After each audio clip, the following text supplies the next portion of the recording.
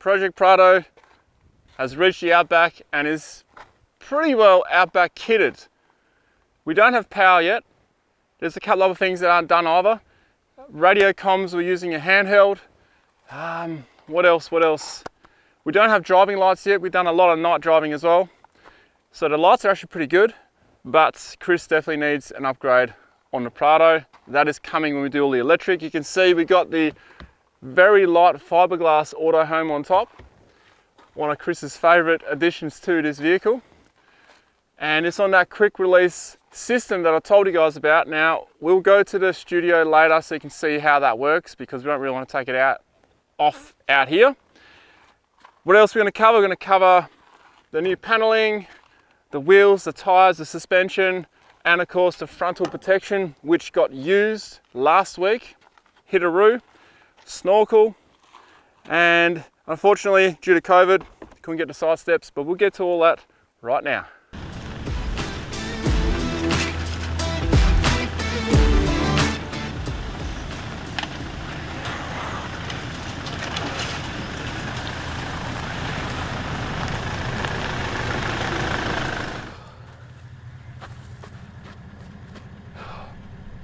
Rhino hide Project Prado. It's literally, what do you reckon, Chris? 2 days old? Yep. Is it 2? Yeah, 2 days old. Just put it on 2 days ago, and I'll tell you what, we would not be able to go down this track. There's no way in hell I would be able to get Chris to go down this track with his brand new Prado without this. It is tight, as you can see here. Now, this is after we've actually chopped our way through. We're putting this Rhino hide to the test proper. We didn't even expect this. Now I'm towing a trailer up ahead, which means that there's nowhere to turn around. So we are committed to the long haul. We've cut 5Ks in, 5Ks to go. And maybe a bit more beyond that. Chainsaw's going, better get back to it.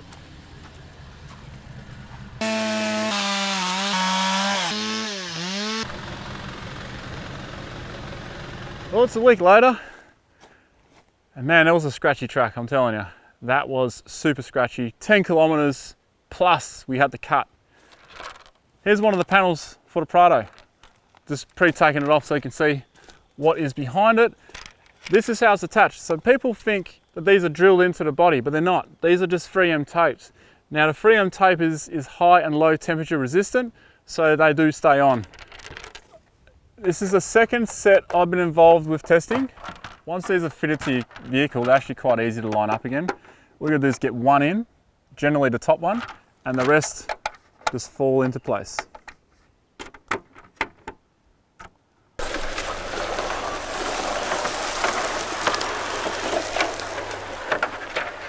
This is what protects the vehicle.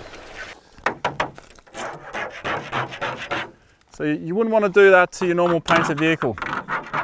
It's not just scratches this stuff will protect you from, also dents. This set is the first one ever made for Prado. There will be improvements made.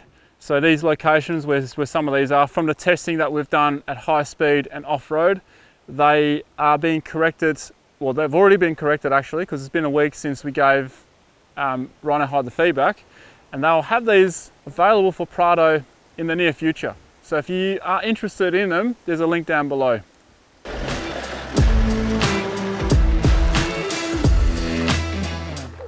Well, flies getting friendly out here now.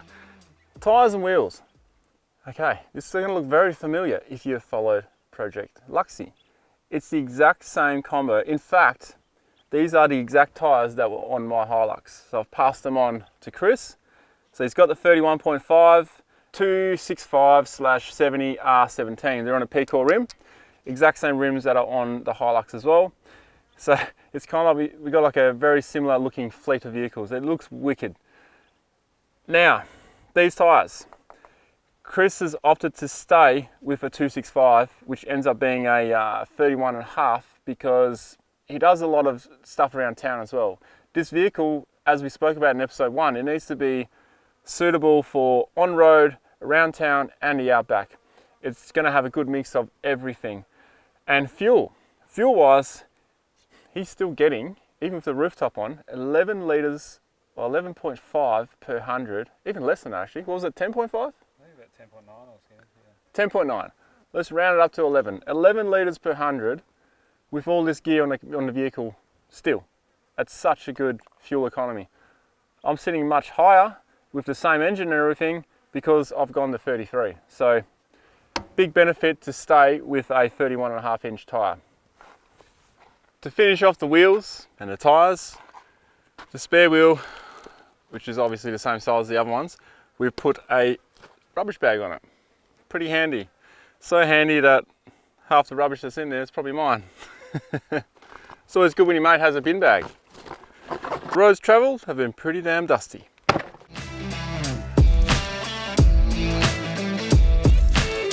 If you recall from episode 1, we mentioned that we're not going to put a GVM upgrade suspension on this, and the brand that we chose, the type of suspension we chose, don't even offer a GVM upgrade for a Prado, a 150 Prado. This is the BP51s with the upper control arm. The remote res also has the compression and rebound settings on it. It's just been set to where it was when it was installed, which is right dead center in the middle. From the tests that we've done, it handles very well. So this is what happened on the sand dunes, and this is where Chris gave it 4 wheels up in the air out of 4.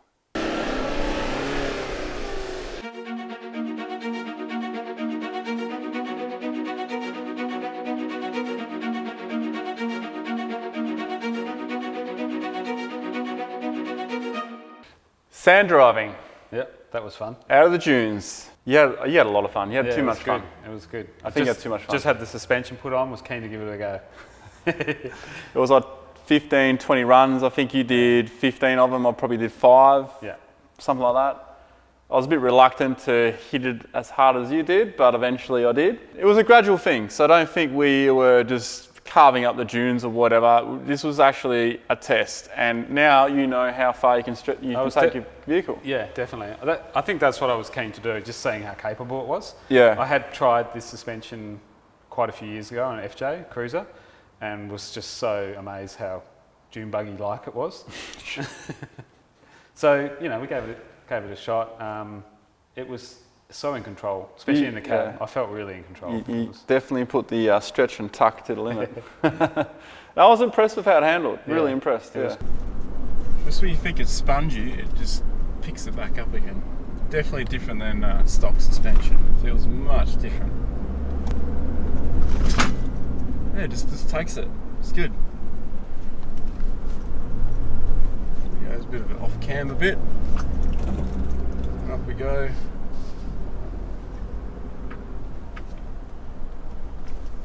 Down, scrubbing a little bit. So we got some good vision of Chris going up a bit of a gnarly hill and some other tight sections. And I remember back 4 weeks ago, maybe even more than that, we took you to this other hill, which was a little bit challenging for your setup at the time, with highway tyres and the stock lift. The suspension was actually pretty good, I reckon. Yeah, it was pretty good. But talk us through, because you were struggling a bit on that hill. Just the tyres. Having road tyres on was just slipping everywhere, you know. It was impossible. You had a few goes, the one I had to guide you on. Yeah, and then there was the log that I completely stuck in. We'll talk about that when we get to the winch. The other gnarly hill we did the other day, would you have done that before? With the stock? No way. I think I would have got stuck a few times. I mean, we made it up first time with the new tyres, but with the road tyres, I would have been. You didn't even think about it. You didn't even pause. No. I was actually trying to stop you so I get a different angle, but you just kept going. Yeah, no, I felt really confident. Just feel a little bit more in control. It's funny, isn't it? So you are improving your vehicle to somewhat, but you also add to your confidence. Yeah. And I think you're more used to your car now as well. Yeah, definitely. Corrugated roads, and that's what the remote reservoir is mainly for, is to prevent that oil in the shock from getting too hot and reducing the life of the shock and reducing the effectiveness of the shock as well, because once that oil gets too hot you get shock fade, etc., etc. So remote res is something you'd only really need if you're doing long distance traveling on rough roads, not just corrugations, just rough roads in general, where the suspension is working really hard. Even on sand dunes, if you're going up and down sand dunes a lot, you are working the shocks a lot. And onto corrugations, this is how it felt. The Toyota suspension that was in here before is pretty damn good. It's wonderful on the highway. And not too bad in the corrugation either, but the BP51's definitely improved it on the gravel corrugation and the bumps and all that. As far as the highway, I don't really feel anything that's, I could say, is different because it's just highway. So I'm in agreement with what Chris said about the highway, and he would know better than me anyway because he drives this car every day.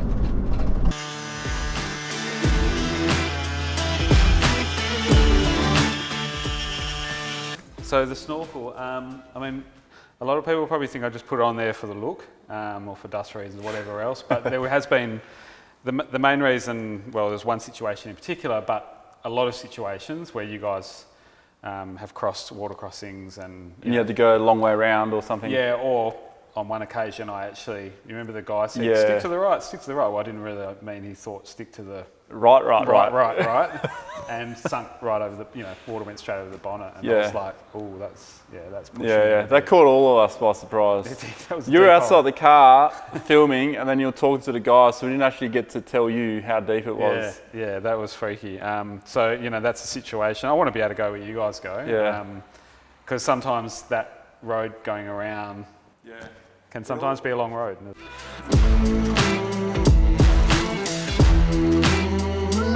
Frontal protection. Now this is interesting because normally I'll stand here and sort of tell you the reasons why people should have a bull bar, especially out in the outback. I think they're pretty obvious. But I don't have to say anything because Chris hit a kangaroo last week when he left this area. We've been out here twice. This is the second leg that we've done out here in the outback. Chris left a couple of days earlier and he hit a kangaroo with the bull bar, which would have saved his car. So I left earlier than you guys. Yeah, all of a sudden you had to go. You just drove off, mate. Just drove into the... You just drove off. Yeah, into the night. We were still filming. Were we? Yeah, you just drove off. Don't you remember? Catch you later. Sorry I have to leave early. It's unfortunate. What? Yeah, got to get home. We're not done recording yet.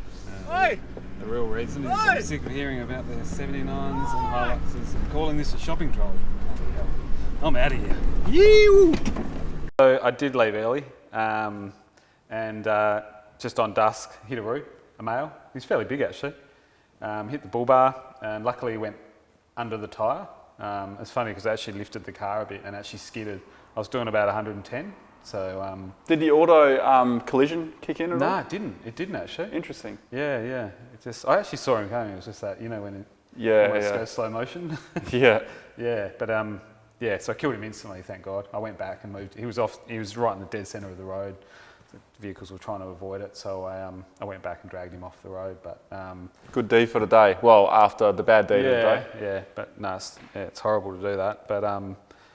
But yeah, having the bull bar I only just had it put on, so I kind of wonder what it would have been like if I didn't have it. More importantly, how important is it to your build? It's really important. It's probably paid for itself already. Yeah. It's paid for the excess. For safety, and let's go back to the confidence thing, especially travelling at night. I avoid travelling at night, but that evening I had to get home for the next day, but they're freaking everywhere sometimes, Ruse. Yeah. Chris has chosen the ARB bar. He's also gone the winch. Now this is an interesting one that we need to talk about. 4 weeks ago, you got stuck in a doozy. We've got the Prado in an interesting situation here. It's a good reason to show when you cross logs like this, cross it one wheel at a time. In this case we've done both front wheels and then gone to go the back wheels over. We've bottomed out here, the more we're accelerating, the more it's sunk this side down. The other side's up, but these tyres, they're highway terrain, so there's just no grip. I've been trying to put sticks and rocks and all kinds of stuff underneath it. We almost needed a winch 3 times that day. We'll use it twice. It was muddy. Once on you, once on me. And it was a revelating day because it changed your perception. Actually changed my perception too. Because I thought, look, you don't need a winch. We want to save weight in this car. You were thinking the same, right? 100%. We both were. Yeah. It wasn't going to go on. Had you had your own winch, you would have got out. Yeah. That definitely changed my view. After that day, Well, after the day, yeah, because remember what happened later? I pull over on the side of the road and I sunk in. Yeah. On the way out, I just wanted to go around this washout a little bit, and it just pulled me off the track. And it's quicksand. Have a look at that. And that there. And check that out. Wobble, wobble. Oh well, got to use the winch again. Second time using the winch today. The first time I recovered him. Now he gets one back on me. Yeah, we did a lot of winching that day. If we did, and I snatched you as well halfway through the day. Remember? Right, yeah, it was wet, and look what I've got now, a winch. Yep. And you haven't used it yet. I know. Hopefully I get to use it again. But I have seen, I've known people to have winches for years and not used them, you know. So, yeah. But once again, peace of mind, you know, it's a nice thing to have. Could you imagine if I didn't have a winch that day? Oh, that last hole you wouldn't have got out of. I wouldn't have got out. No way. And I probably would have just drove off and left you there. You're probably still there. Thanks. Underbody protection. ARB plates all the way back and to the front. Matches the bar, no gaps. It's probably a good choice to go with the same brand bull bar and the bash plate all the way. I didn't do that on mine, and I've actually got a gap on mine. Anyway, we're not talking about my car here, we're talking about the Prado. When you go on those tracks that are not frequently travelled, stuff's going to bang around in your car, and that's where all this protection we're talking about in the outback proofing of this Prado is what it's all about.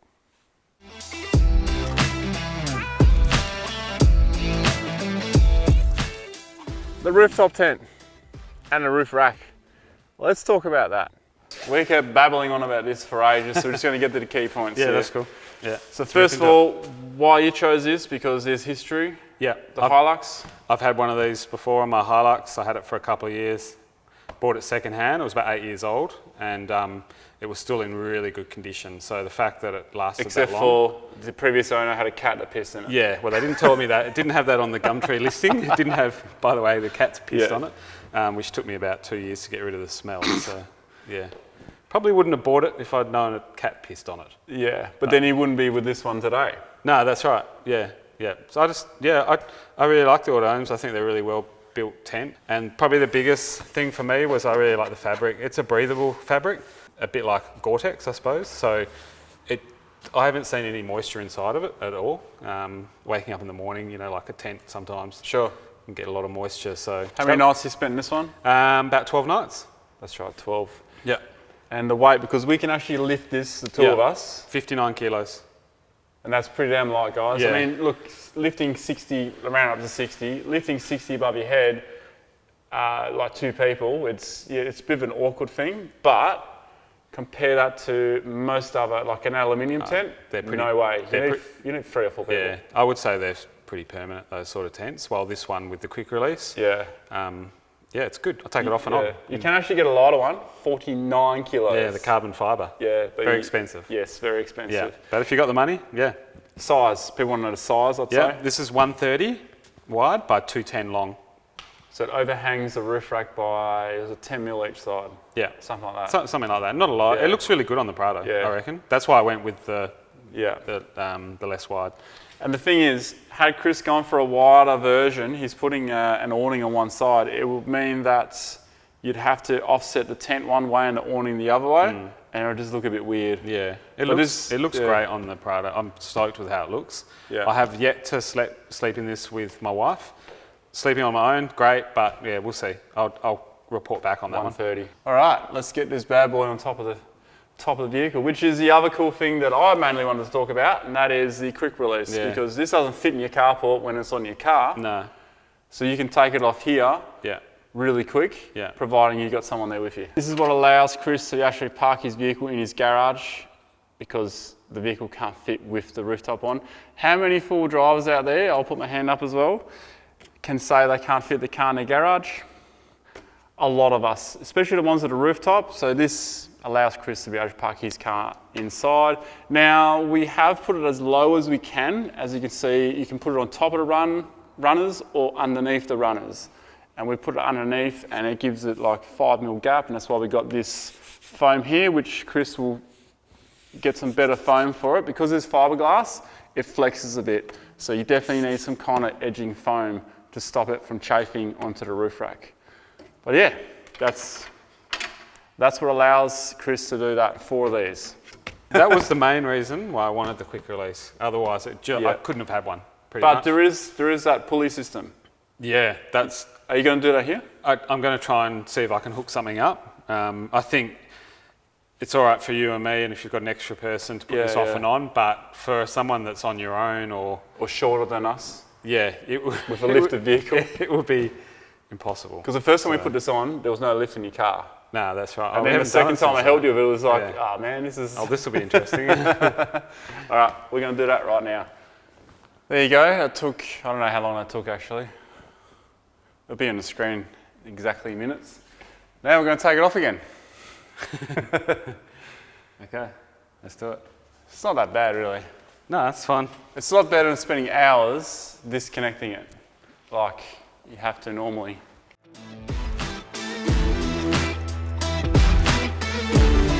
The flies are getting a bit intense out here.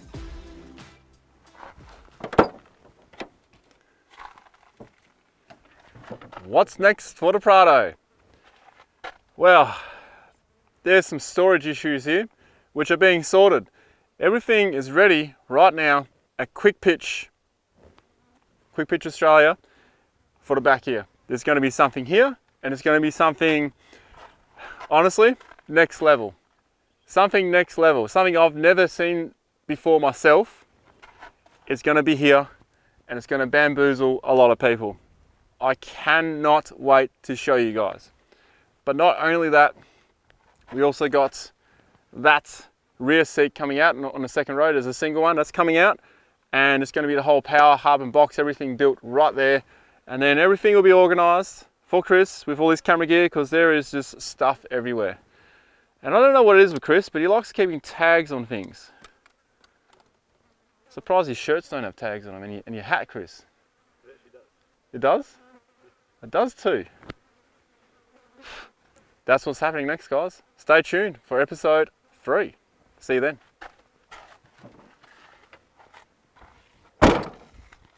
And that was the Soccer Mum car.